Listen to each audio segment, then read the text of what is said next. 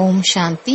Murali date 30/8/2024. காலை முரளி பாப்தாதா மதுபன். பாபா கூறுகின்றார், இனிமையான குழந்தைகளே, துக்கத்தை நீக்கக்கூடிய பாபா நம்மை சுகதாமத்திற்கு அழைத்து செல்ல வந்துள்ளார் என்ற மகிழ்ச்சி உங்களுக்கு இருக்க வேண்டும். நாம் சொர்க்கத்தின் அழகிய தேவதைகள் ஆகப் போகின்றோம். கேள்வி: குழந்தைகளின் எந்த ஒரு நிலையை பார்த்தாலும் தந்தைக்கு கவலை ஏற்படுவது இல்லை, ஏன்? பதில்: சில குழந்தைகள் முதல் தரமான நறுமணமுள்ள மலராக இருக்கின்றார்கள். ஒரு சிலரிடம் சிறிதளவு கூட நறுமணம் இல்லை. ஒரு சிலருடைய நிலை மிகவும் நன்றாக உள்ளது. ஒரு சிலர் மாயாவின் புயல்களில் தோற்று விடுகிறார்கள். இவை எல்லாவற்றையும் பார்த்தாலும் கூட தந்தைக்கு கவலை ஏற்படுவதில்லை. ஏனெனில் சத்யுகத்தின் ராஜ்யம் ஸ்தாபனை ஆகிக் கொண்டிருக்கின்றது என்பதை தந்தை அறிந்துள்ளார். பிறகு குழந்தைகளே, கூடுமானவரை நினைவில் இருங்கள், மாயாவின் புயல்களுக்கு பயப்படாதீர்கள் என்று தந்தை அறிவுரை கூறுகின்றார். ஓம் சாந்தி. இனிமையிலும் இனிமையான எல்லையில்லாத தந்தை இனிமையிலும் இனிமையான குழந்தைகளுக்கு வந்து புரிய வைக்கின்றார். மிகவுமே இனிமையிலும் இனிமையான தந்தை அவர் என்பதையோ புரிந்துள்ளீர்கள் அல்லவா? பிறகு கல்வி கொடுக்கும் ஆசிரியர் கூட மிகவும் இனிமையிலும் இனிமையானவர் அவரே. இங்கு நீங்கள் அமர்ந்திருக்கும் பொழுது மிகவும் இனிமையிலும் இனிமையான பாபா ஆவார். அவரிடமிருந்து சொர்க்கத்தின் ஆஸ்தி கிடைக்க வேண்டி உள்ளது என்பது நினைவில் இருக்க வேண்டும். இங்கு விகார உலகத்தில் அமர்ந்துள்ளீர்கள். எவ்வளவு இனிமையான தந்தை! அந்த குஷி இதயத்தில் இருக்க வேண்டும். தந்தை நம்மை அரை கல்பம் சுகதாமத்திற்கு அழைத்து செல்பவர், துக்கத்தை அழிப்பவர். ஒன்றோ இப்பேற்பட்ட பாபா உள்ளார், பிறகு பாபா தான் ஆசிரியராகவும் இருக்கின்றார். நமக்கு முழு சிருஷ்டி சக்கரத்தின் ரகசியத்தை புரிய வைக்கின்றார். இதை வேறு யாரும் புரிய வைக்க முடியாது. இந்த சக்கரம் எப்படி சுற்றுகிறது, 84 பிறவிகள் எப்படி கடந்து செல்கிறது, இந்த எல்லா விஷயங்களையும் ஒரு நொடியில் புரிய வைக்கின்றார். பிறகு கூடவே அழைத்து செல்வார். இங்கே இருக்க போவதில்லை. அனைத்து ஆத்மாக்களையும் கூட அழைத்து செல்வார். மீதி இன்னும் சில நாட்களே உள்ளன. நிறைய கழிந்து விட்டது, கொஞ்சம்தான் மீதம் உள்ளது என்று கூறப்படுகின்றது. மீதி சிறிது காலமே உள்ளது. எனவே சீக்கிரமாக என்னை நினைவு செய்தீர்கள் என்றால் பல பிறவிகளாக சேர்ந்துள்ள பாவங்களின் சுமை உங்களை விட்டு அகன்றுவிடும். மாயாவின் யுத்தம் நடக்கிறதுதான். நீங்கள் என்னை நினைவு செய்வீர்களானால் அது நின்று போகும். இதையும் பாபா கூறிவிடுகின்றார். எனவே ஒரு பொழுதும் சிந்தனை செய்யாதீர்கள்.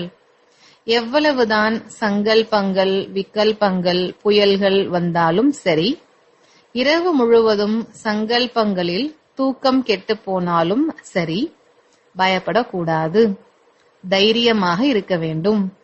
இவை அவசியம் வரும் என்று பாபா கூறிவிடுகின்றார். கனவுகள் கூட வரும். இந்த எல்லா விஷயங்களுக்கும் பயப்படக்கூடாது. போர்க்களம் அல்லவா? இவையெல்லாம் அழிய போகிறது.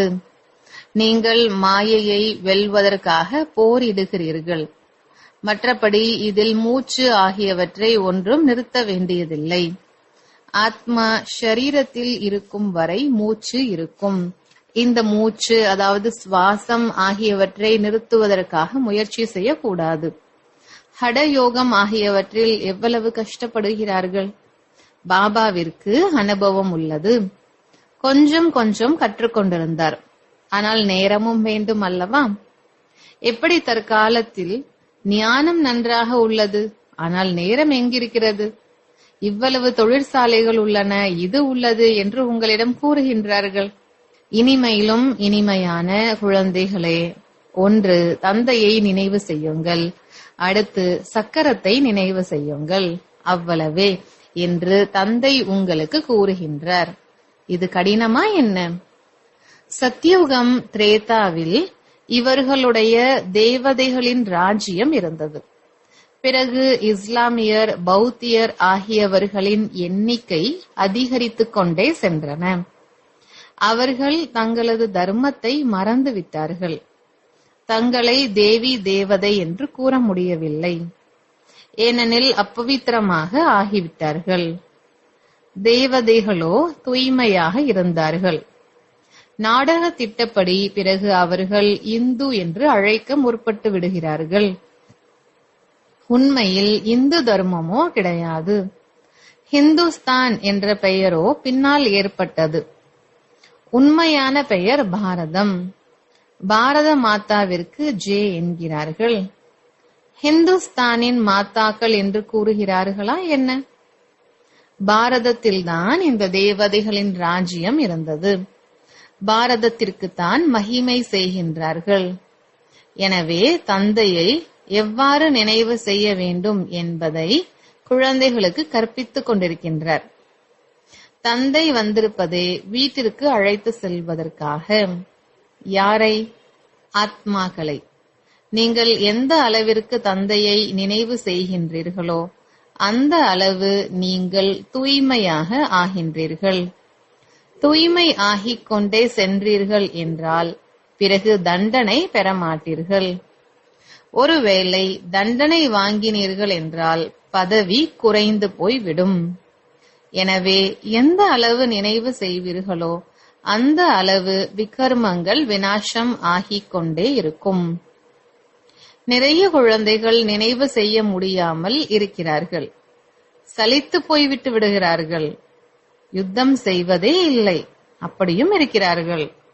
ராஜ்யம் ஸ்தாபனை ஆக வேண்டியுள்ளது என்று புரிய வைக்கப்படுகின்றது. தேர்ச்சி அடையாமல் போய்விடுபவர்களும் நிறைய பேர் இருப்பார்கள். ஏழை பிரஜைகளும் வேண்டும் அல்லவா? அங்கு துக்கம் இருக்காது என்றாலும் கூட ஏழை மற்றும் செல்வந்தரோ ஒவ்வொரு நிலைமையிலும் இருப்பார்கள். இது கலியுகம். இங்கு பணக்காரர் அல்லது ஏழைகள் இருவரும் துக்கத்தை அனுபவிக்கின்றார்கள். அங்கு இருவரும் சுகம் உடையவர்களாக இருப்பார்கள். ஆனால் ஏழை செல்வந்தர் என்ற உணர்வோ இருக்கும். துக்கத்தின் பெயர் இருக்காது. மற்றபடி வரிசை கிரமமாகவே இருப்பார்கள். எந்த ஒரு நோயும் இருக்காது. ஆயுள் கூட நீண்டதாக இருக்கும். இந்த துக்க தாமத்தை மறந்து விடுகின்றோம். சத்தியுகத்தில் உங்களுக்கு துக்கம் நினைவில் கூட இருக்காது.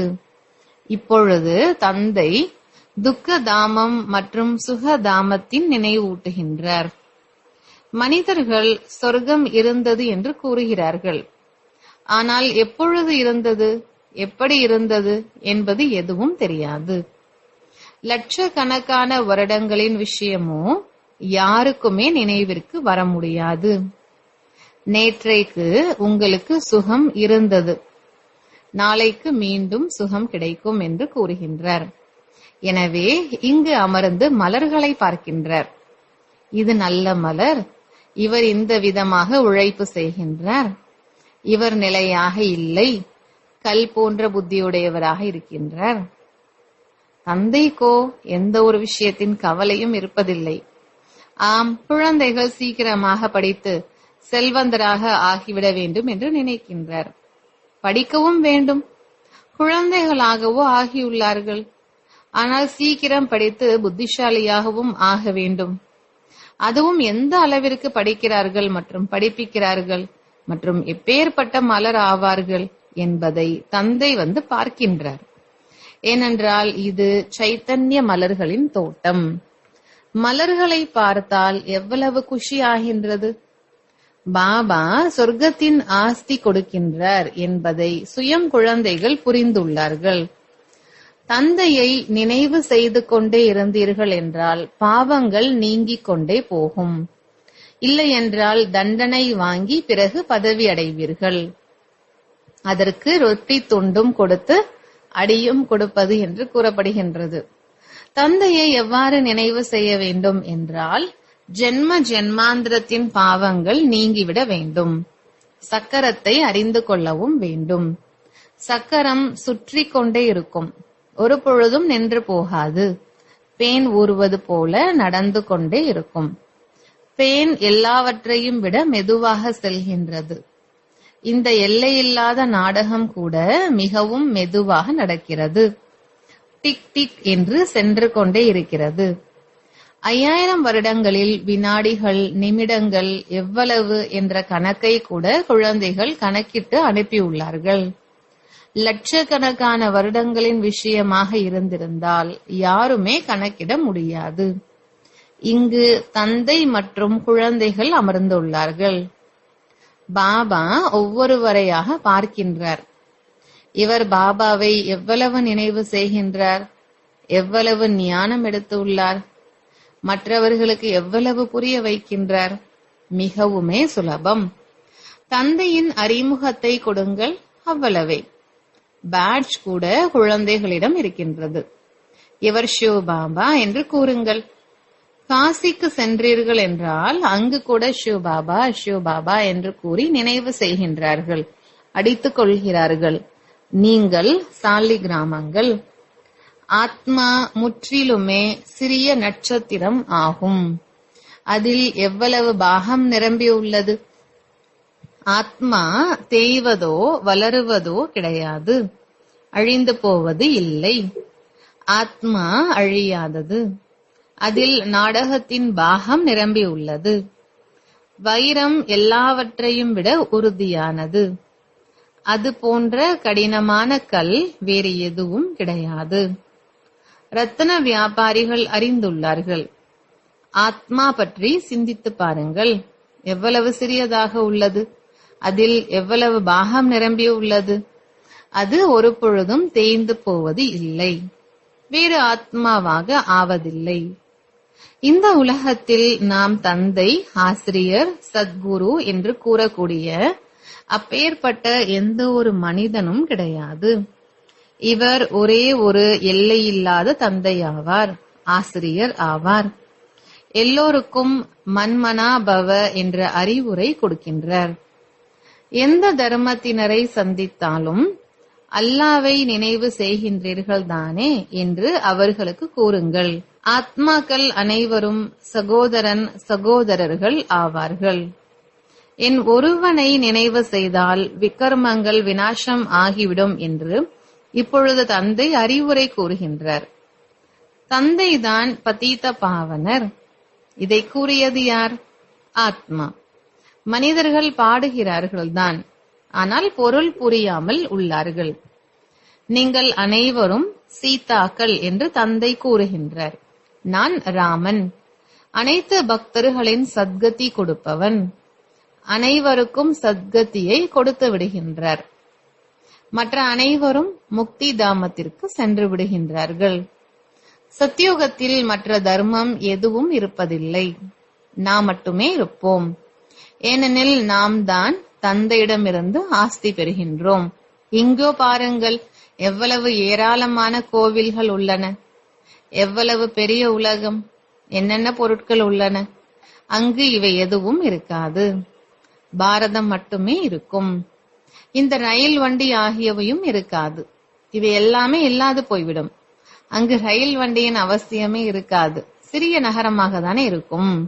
ரயில் வண்டியோ வெகு தூரமான கிராமங்களுக்கு செல்ல தேவை இருக்கும். பாபா புத்துணர்வு ஊட்டிக் கொண்டிருக்கின்றார். குழந்தைகளுக்கு வெவ்வேறு கருத்துக்களை புரிய வைத்துக் கொண்டே இருக்கின்றார்.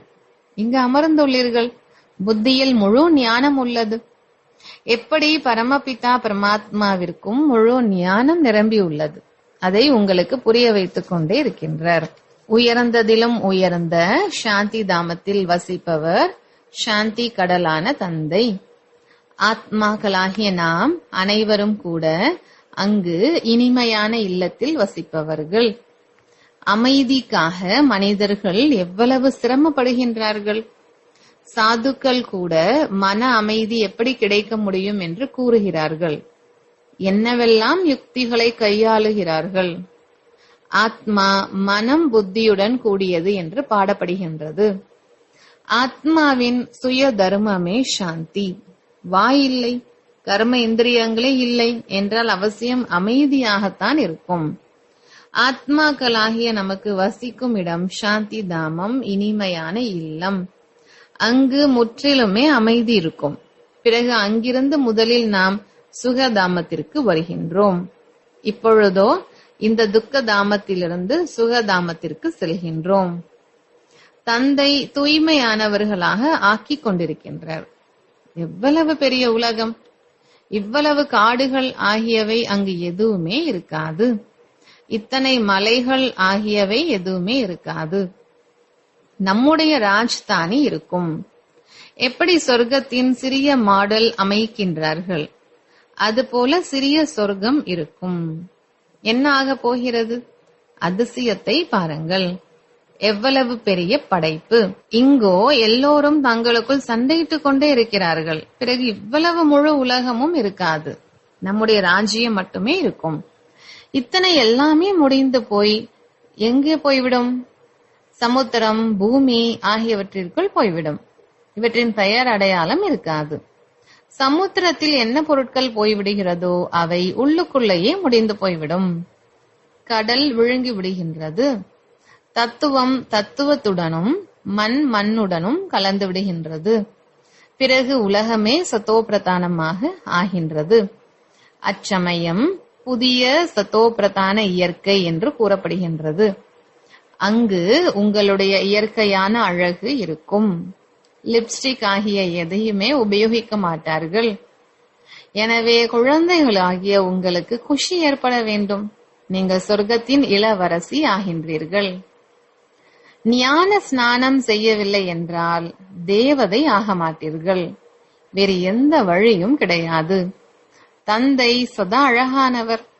ஆத்மாக்களாகிய நீங்கள் கருமையாக ஆகியுள்ளீர்கள். பிரியதர்ஷன் மிகவும் அழகான பிரயாணி. அவர் வந்து உங்களை அழகானவர்களாக ஆக்குகின்றார். நான் இவருக்குள் பிரவேசம் செய்துள்ளேன் என்று தந்தை கூறுகின்றார். நான் ஒரு பொழுதும் கருமையாக ஆவதில்லை. நீங்கள் கருமையிலிருந்து அழகாக ஆகிறீர்கள். எப்பொழுதுமே அழகானவர் ஒரே ஒரு பிரயாணி மட்டுமே. இந்த பாபா கருமையாக மற்றும் அழகாக ஆகின்றார். ஷோ பாபா உங்கள் அனைவரையும் அழகாக ஆக்கி கூட அழைத்து செல்கின்றார். குழந்தைகளாகிய நீங்கள் அழகாக மாறி பின் அனைவரையும் அழகாக ஆக்க வேண்டும். தந்தையோ ஷியாம் சுந்தராவது இல்லை. கீதையில் தந்தைக்கு பதிலாக ஸ்ரீ கிருஷ்ணரின் பெயரை போட்டுவிட்டு தவறு செய்து விட்டார்கள். இதைதான் ஒரே ஒரு தவறு என்று கூறப்படுகின்றது.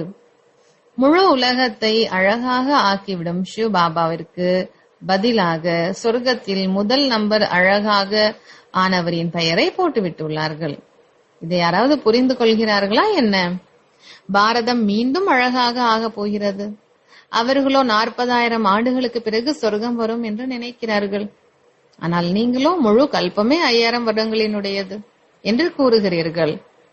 எனவே தந்தை ஆத்மாக்களிடம் உரையாடுகின்றார். நான் அரை கல்பத்தின் பிரியதர்ஷன் ஆவேன். ஹே பதீத பாவனரே, வாருங்கள், வந்து ஆத்மாக்களாகிய எங்களை, பிரியதர்ஷனிகளாகிய எங்களை தூய்மையாக்குங்கள் என்று நீங்கள் அழைத்து கொண்டே வந்துள்ளீர்கள். எனவே அவரது வழிப்படி நடக்க வேண்டும். கடின முயற்சி வேண்டும். பாபா நீங்கள் தொழில் ஆகியவை செய்யாதீர்கள் என்று அப்படி ஒன்றும் கூறுவதில்லை. அவை எல்லாமே செய்ய வேண்டும். இல்லறத்தில் இருந்தபடியே குழந்தை குட்டிகளை பராமரித்தபடியே தன்னை ஆத்மா என்று உணர்ந்து என்னை நினைவு செய்யுங்கள், அவ்வளவே. ஏனெனில் நான் பதீத பாவனன். குழந்தைகளை தாராளமாக பராமரியுங்கள். மற்றபடி மேற்கொண்டு குழந்தைகளை பெற்றெடுக்காதீர்கள்.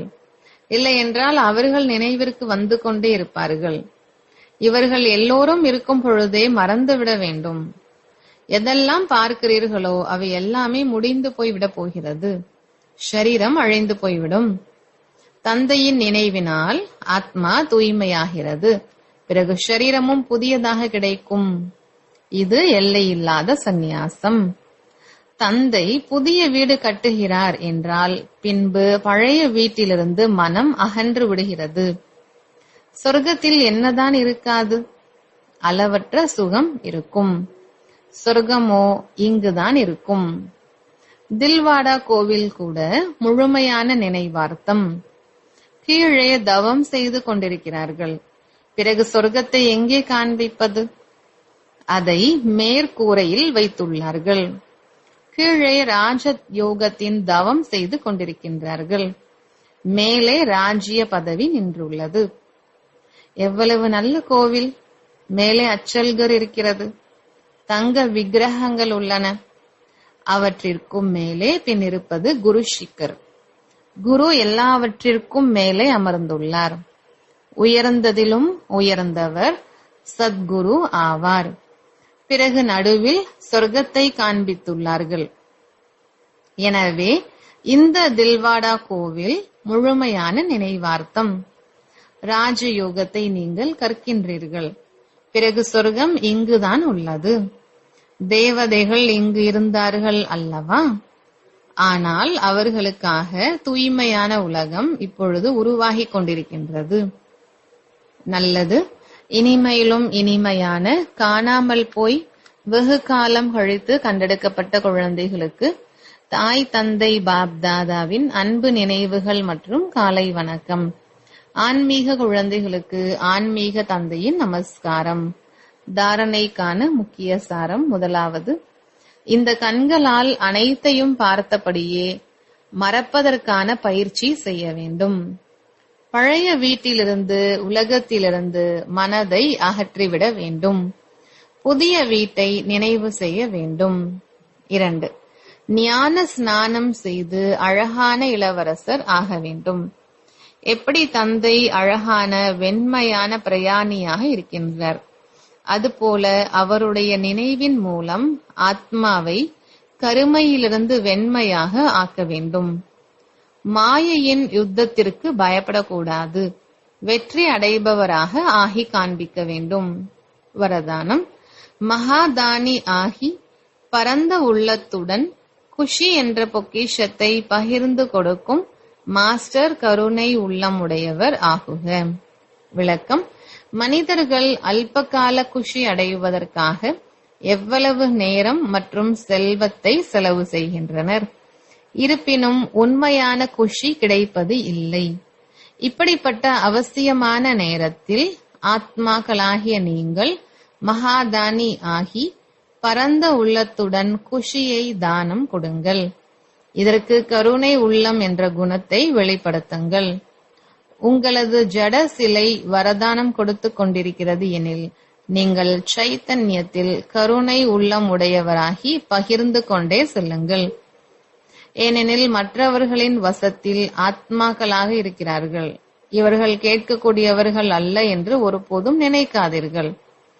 நீங்கள் கருணை உள்ளத்துடன் கொடுத்து கொண்டே செல்லுங்கள். உங்களது சுப பாவனை அவர்களுக்கு நிச்சயம் பலன் கொடுக்கும்.